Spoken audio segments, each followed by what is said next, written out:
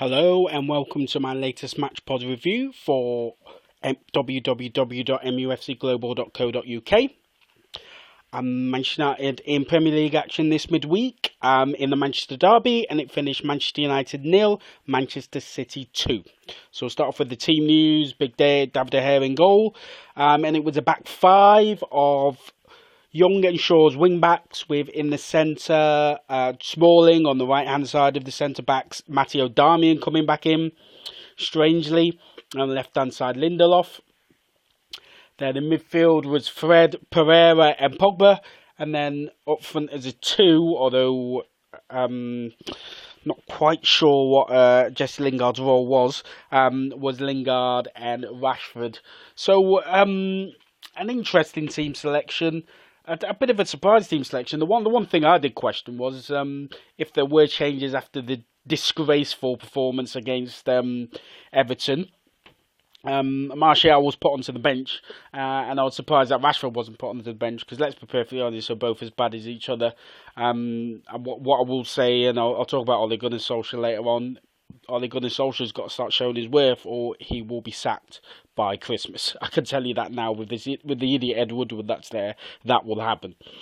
So the game kicked off. Yes, the first half was a good half for Manchester United, but by good I mean it was actually, well, anything could have been better than the Everton game, but you know, it's obviously the lowering expectations. For me, it was okay, but there wasn't that much quality there. What they did do is they unsettled Manchester City. City couldn't really get into their rhythm. But I've watched Manchester United on too many occasions, especially this season and in previous seasons, where they can't put together a 90-minute performance. They can't control the game, let alone against one of the best two teams in the land. On their home patch. So, as I say, in the first half, there were a few opportunities. I mean, there were times when, but what I just don't get is when players start running towards the wing when there's a bit of a break on. It's just stay central and put pressure on the centre backs to do something, so that if the ball comes, they have to make the decision to make the challenge on you. They were tenacious in the midfield, but as usual, just giving the ball away. Just basics. They've been doing it all season. It's a shambles. And as I say, I've mentioned this before, the coaching team of Kieran McKenna and Michael Carrick, what do they do? Because I tell you what, from my point of view, they don't do a lot. And personally, I think they've been over-promoted and players don't listen to them. Just my personal view. Because from what we're saying, it's a shambles. When Mickey Phelan came in, there was that uplift, but now it's all gone. So into the second half, and City just took control. United did sit back. There was like talk of analysis on Sky about United losing their legs, but that's garbage. I mean, these players should be fit players, and if they're not fit, and I know Ole Gunnar Solskjaer's mentioned this, then why are you not getting them fit? Why are these players playing week in, week out? So yeah, so City's got a couple of goals. Bernardo Silva, a shot to beat David De Gea to the near post. And then another shot from Sané where David De Gea went with his feet, but they started the ball, ended up in the back of the net. 2 bits of bad defending, arguably 2 bits of bad goalkeeping. And to say, David De Gea, for me, as the Joker, he's free to do what he wants. Because at the end of the day, if it wasn't for him, Manchester United would be nowhere near where they are now, which is quite low. But they would have been at this point a lot earlier without David De Gea. So a routine in the end, 2-0 victory for Manchester City. They just held out easily. I mean, United at 1-0 down, did have one opportunity, Jesse Lingard, he missed it, he couldn't do it. As I say, still not quite sure what he's actually doing because he's been a pub player since the start of the international break. He was slightly better today, but still a shambles.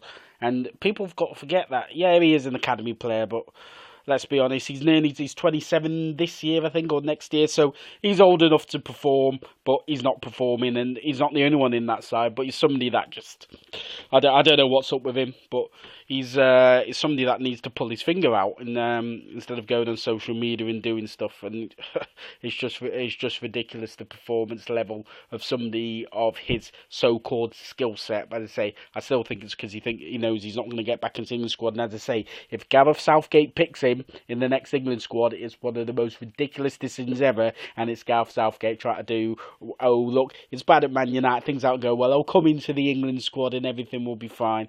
I mean, Hudson-Odoi is injured, so Lingard might blag his way in, but not on the current performance. But you could say that about the majority of the Manchester United side. So a 2-0 defeat, chasing in As I mentioned previously, Manchester is blue because Manchester United are a nothing side at the moment, run by idiots who don't understand the football side. It was quite interesting because before the match there was a thunderstorm and there was like a hole in the roof, so there are issues with the ground, but that's been ongoing. They don't want to spend on the football side of the club, so there's a long way to go. Funnily enough, they can still actually make top four if they win their last three matches. Then obviously other results will have to go the way because Arsenal lost again. Huge match against Chelsea coming up this Sunday. But just talking about the overall sort of general performance, as I say, first half was okay, second half was a shambles. But to be honest, as I mentioned, anything after that Everton disgraceful performance. I mean, Paul Pogba did a Sky thing and said, it was disrespectful of this. We have to put the effort in. Well, there were times, especially in the second half, where effort wasn't being put in across the board. People weren't hassling their players. They were not running back into position. It was same old. Solskjaer made some substitutions. I mean, it was just strange substitutions from Ollie.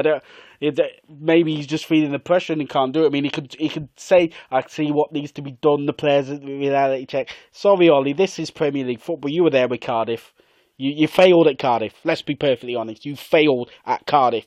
Now you're at Manchester United. Anything you do is a failure. Anything unless you win. Simple as that. You should know that as a player at the club, and you probably do. But this is a modern type of football, and there's a lot of pressure. Twitter is out because people will question you. Yes, it's not your team, but you are picking the team. And 7 defeats in 9. I'm sorry, that is unacceptable, and it's not good enough. Just imagine if Jose Mourinho or LVG or David Moyes had done that. The fans would be wanting them out. You've got to do better as well, Ollie, and you know that, and you've got to pick the right players to perform in the team. As I say, substitutions, he did bring on Martial and Lukaku. It was Lukaku came on first for the first change, and then Martial and Sanchez came on later on, which you do tend to think, well, what's the point? But as I say, it made no difference. The game was done by then. Embarrassed on your own pitch. As I say, City could have got more, but I think they just settled down because obviously they got bigger fish to fry than Manchester United, who now are an also-ran, a nobody team. And as I say, I'd love to have seen Ed Camp today. I was lucky enough to be at the game. I did stay till the end there. Rashford went round the ground clapping. Pogba went straight down the tunnel with Sanchez and Martial. But, so what if you're wandering around the pitch clapping? On Sunday, you didn't. So I don't get it. I don't get it for this clapping try to get into the psyche of the fans. The fans will support the team, but the players need to perform. And Rashford did a weird interview afterwards saying the players aren't doing this when it's not right. We know what it is. We need to do stuff. Well, you don't know what it is. If as you say, it's a broken club and it's a broken dressing room. Manchester United are a player power club. The minute Ed Woodward sat David Moyes, which was for player power because of what was rid of him earlier than they actually sacked him. It was a financial decision in the end. LVG, I thought LVG should have gone anyway, but he should have gone earlier than he did. But the players weren't getting on with him. And then you get your most successful manager ever to come to the club by what they previously won, Jose Mourinho, and the players wanted him out. Especially one player, Paul Pogba, and I'm going to talk about him. And he got rid. So it's a player power club, but it's a player power club that don't particularly care about the club or performing because in their heads they're thinking we're going to be in the Europa League next season, so we want out. They want out anyway, a lot of these players, because Manchester United aren't the draw anymore. Why would they come to Manchester United to win trophies? They don't win major trophies anymore. And on Paul Pogba, he's got to go if that £150 million or 150 million is offered for Real Madrid, because Paul Pogba, let's be perfectly honest, in a side with good players around him, he's brilliant. In a side where the players aren't that good, he's not a leader, he's a nobody. He just stands around, does a few things. People will defend him and say, yeah, great, he's our best player, look at the rubbish around him, fine. But you know what you do is you look into the mirror and say, right, I'm going to perform, do my best. He doesn't track players, he lets players run off the back of him, he for whatever reason, and a lot of the players do this, they just slow the game up. So Paul, you've come back, but if you want to leave, tell your agents, go and see Ed. Actually, maybe not Ed, go and see any fan And if Real Madrid are willing to pay the 150 million for you, then I think that's fine. I think United will probably take 150 million euros as well. So 150 million. Tell your agent who has form for actually trying to get players out of clubs. But your time's up. I would look at dropping him for the game against Chelsea or a convenient injury. But try and get the deal done, Ed, if you can, because for his sake, Ed, unfortunately, he's doing all these deals. But yeah, time's up, I think for you, Paul, and we've got the whip hand with the contract situation. 2 years left, and we can add on an extra year, so that's why you're going to cost quite a lot of money, because your heart's not in it. You wanted out when Jose Mourinho was there, and you use that as an excuse for your poor performances. Ollie turns up, you perform like you're a superstar, and then you... now things aren't going as well, you want out again. You've wanted out pretty much all of the season because you don't get on with the previous manager. You won the power play there. You lead the dressing room. Well, I tell you what, your dressing room leadership is garbage because you look at what's happened on the pitch, but you probably don't care because you're probably not going to be at the club next season, or if you are, somebody's going to have to give him a kick up the backside because he's not being. Nobody listens to or you don't listen to what anybody tells you because your performances are not up to the relevant standard. As I say, he didn't necessarily have a massively bad game against Manchester City. Most of the team was very average, but you have to look and get rid of people that are within your club. And whilst Jose Mourinho called you a virus in the Southampton game, I personally think that was harsh because the biggest virus at the club is Ed Woodward. We're now beginning to see that Jose Mourinho actually didn't get what he was saying actually is starting to make sense because it was his fault or we had all the issues at the club when he left, but now we're seeing that he's not there. Nobody can blame Jose Mourinho, even though one journalist tried to. Although one journalist did tweet and say that, maybe it's Ed Woodward and the people up top. He's starting to listen. Maybe Ed's cut him off and not talking to him anymore. But he still couldn't mention the players because he's got an agenda against Jose Mourinho, this guy. But as I say, I'm not going to say his name because I don't want to give him publicity on here. Anyway, so onto the Chelsea game. What we're going to see there? Well, we might see the players actually try. You never know, and by try I mean actually try and put in a 90-minute performance, be able to pass the ball around, be able to do things. I mean, again, the leadership on the pitch is just a joke. I've mentioned this in previous pods. When they went a goal down, it was nobody there shouting. And I mean, why would you? It's Ashley Young's your captain. It's absolutely embarrassing. I mean, why was Diogo Dalot, who was put out of position at left back, put on the bench and not played in his rightful position at right back? It's just ridiculous, and that is on the manager. And that's where, Ollie, you've got to look at yourself, and you can talk the talk, you can walk the walk, and fans will like say, yeah, it's Ollie. But for me, I look dead-eyed and just think, you know, if you're the manager, you've got to get things right. You are the manager of Manchester United. You know what the pressure is on that. You took them to the Cliff training ground today. Didn't make a difference, did it? Because these players don't care. They're not bothered. Hopefully you'll realise that sooner rather than later.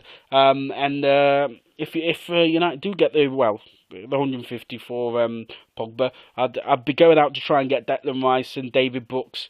Probably cost 70 to 80 million. Because I think they'd see United as a bit of an uplift.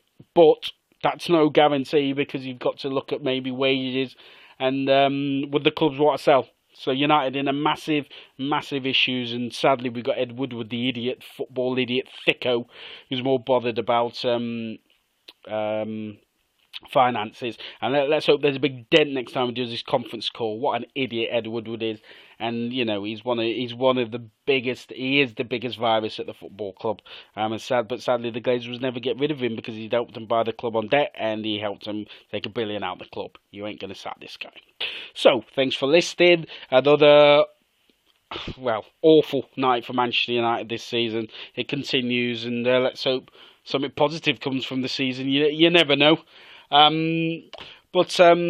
As always, there's plenty of content up at www.mufcglobal.co.uk, all my pods and plenty of content and articles up at the website. Also, you can find this podcast on podcast platforms such as Podbean, Player FM, and Buzzsprout, and also obviously we've got it up at Spotify as well, so you can get all the pods up there.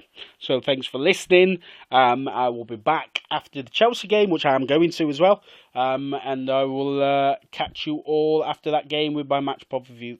then. Thanks for listening.